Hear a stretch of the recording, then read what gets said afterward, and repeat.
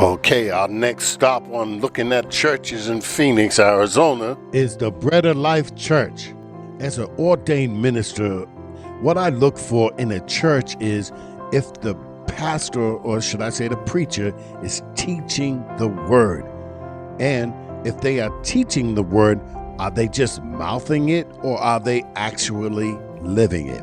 Some of the things that you could look for in a church and calling it a good church is if they have ministries like men's fellowship ministries, women's ministries, children's ministries. Do they have a choir? Do they have children's nurseries? Are they feeding the homeless?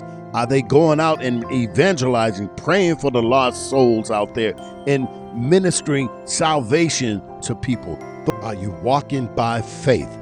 Those are the things that you look for, church. All right, let's see if we can get a listen to this service. Here we go. Let's walk in.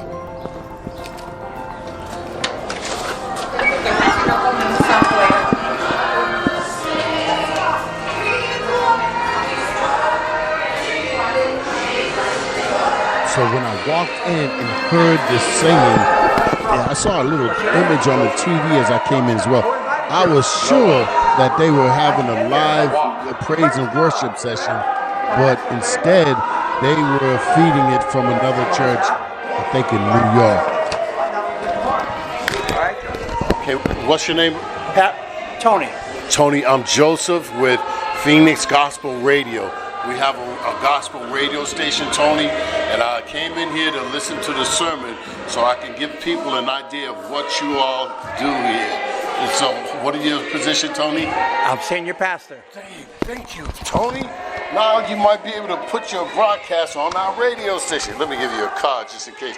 If you flip it over, there's a QR code that'll go right to the radio station. So, thank you. Yeah. Right now, just to give you an idea, we don't have a live band. This is my church that I came from back in New York City. I went back and said, Pastor, I'm a pastor with no band. He says, no problem. So we live stream in New York right here. I had big hopes for this church, but after talking to Tony, you notice he didn't want to say Pastor Tony at first. After talking to Pastor Tony, I found out that he didn't really have faith. He kept making excuses for the pandemic.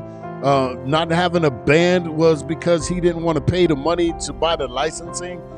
He didn't want to go out and evangelize. I mean, there was a whole bunch I don't want and I don't know, and I'm afraid. And I'm afraid a church in faith or a pastor that's walking in faith should not worry about how much it costs to do something, because it's all about saving a soul. And if it takes me $1 million to get one person saved, then I did the job that God sent me out to do. And that's what's wrong with some of the churches today. They stopped caring about the lost.